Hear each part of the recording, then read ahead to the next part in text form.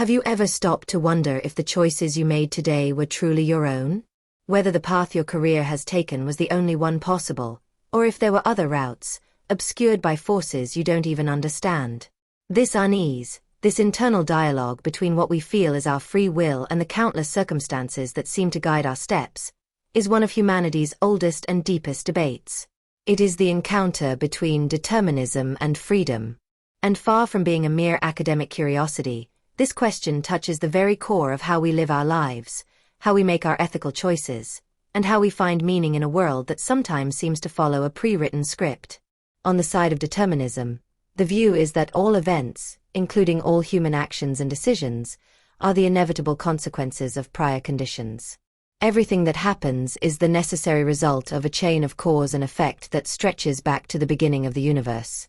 If we could know all the variables, your genetics, your upbringing, every experience you've had, every social and chemical influence on your brain at a given moment, we could predict with 100% certainty the decision you will make. In this view, the feeling of choosing is just that. A feeling, an illusion. The philosopher Baruch Spinoza articulated this idea powerfully, arguing that human beings are like a stone that, when thrown, believes it is choosing its own path through the air. We feel free simply because we are conscious of our desires, but we are not conscious of the causes that determine those very desires. On the other side is the visceral intuition that we are, in fact, the authors of our own lives. That when faced with a dilemma, whether trivial like what to eat for lunch or profound like changing careers, there are genuine possibilities ahead of us. That we could have acted differently. This is the defense of free will, the belief that we have the capacity to make choices that are not entirely determined by prior causes. Philosophers like Jean-Paul Sartre in the 20th century took this idea to the extreme by declaring that we are condemned to be free. For Sartre, we are not only free, but we are entirely responsible for who we become, since we are constantly choosing, even when we avoid choosing. So, who is right? Modern science, with its advances in neuroscience and genetics, often seems to reinforce the deterministic view. Studies show that brain activity precedes the consciousness of a decision, suggesting that the brain decides before we are aware of having decided. This can be deeply unsettling. It seems to reduce us to sophisticated biological automatons, following a destiny written by the laws of physics and chemistry. If so, what room remains for moral responsibility? How can we blame or praise someone for their actions if, ultimately, they were the only actions possible given the state of the universe at that exact moment? This is where philosophy offers paths of reconciliation, escapes from this apparent dead end that are not only intellectually satisfying but deeply practical for our daily lives. One of the most powerful comes from Stoicism. The Stoics were, in a way, determinists. They believed the universe was governed by a divine reason, the logos, and that everything that happens is part of an ordered and inevitable causal web. However, far from leading to passivity, this belief led to a radical form of freedom. Epictetus, who began his life as a slave, formulated the crucial distinction that becomes our beacon. There are things that are within our control and things that are not. Within our control are our opinions, our judgments, our desires, our aversions, and in short, our own acts. Outside our control are our body, our possessions, our reputation, our positions, and everything else that is not essentially a product of our own will. Determinism applies to the external world. What happens to us? But our freedom lies in our internal response to those events. Destiny lays down the path, but it is up to us to decide how we will walk it, with resistance and complaint, or with serene acceptance and virtue. Let's bring this into your daily life. Imagine you are laid off from your job. The causes that led to that layoff, a company restructuring, market performance, perhaps even a mistake you made in the past, are now part of the deterministic past. They have already happened. You cannot control them. Determinism reigns here.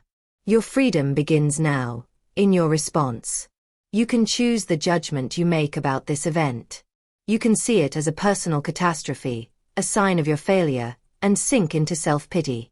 Or you can, following the Stoics, exercise your free will over the only thing that truly belongs to you, your attitude. You can judge this event as an unforeseen opportunity to recalibrate your career, to learn from mistakes, to explore new paths that the comfort zone of your previous job did not allow. Your freedom is not to avoid the layoff, but to choose what it will mean for you. Another fascinating path is that of compatibilism, a position defended by philosophers like David Hume. Compatibilism argues that determinism and free will are not mutually exclusive. They can be compatible. The key is to redefine what it means to be free.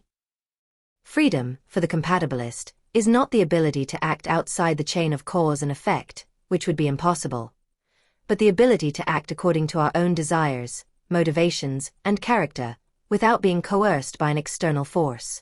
You are free when your action emanates from your own will, even if that will itself was formed by prior causes. Think of a musician improvising a jazz solo.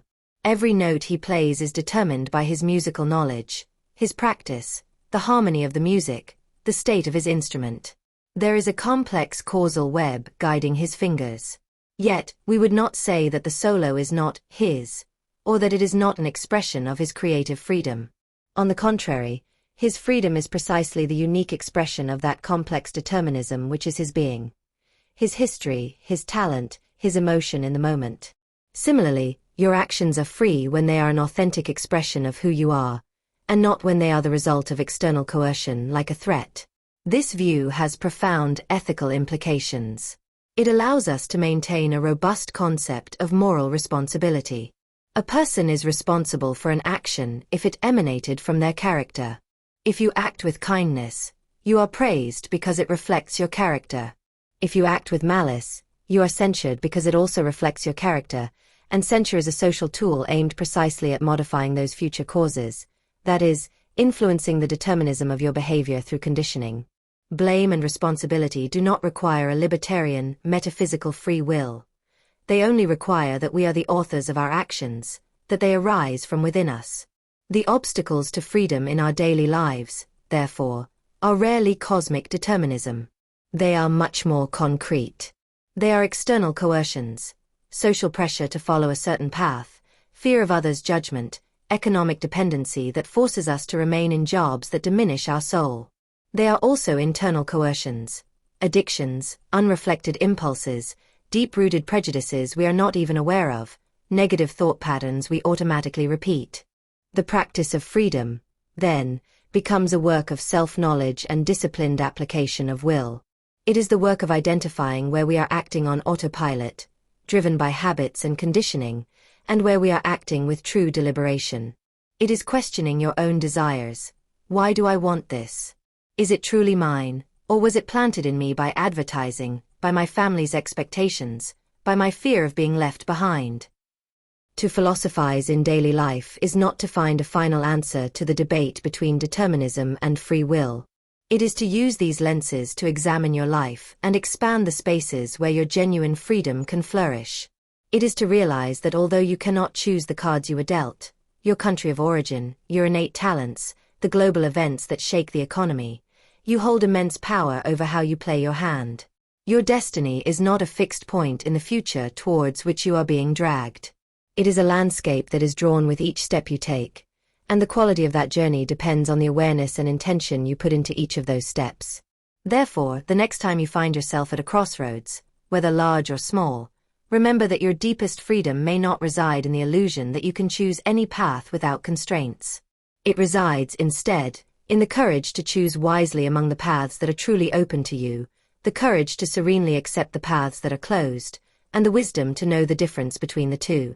And it resides, above all, in the responsibility to embrace your life as your own creation, an always unfinished project, sculpted both by the forces of the world and by the indomitable force of your own ever-evolving character. That is the true freedom worth cultivating.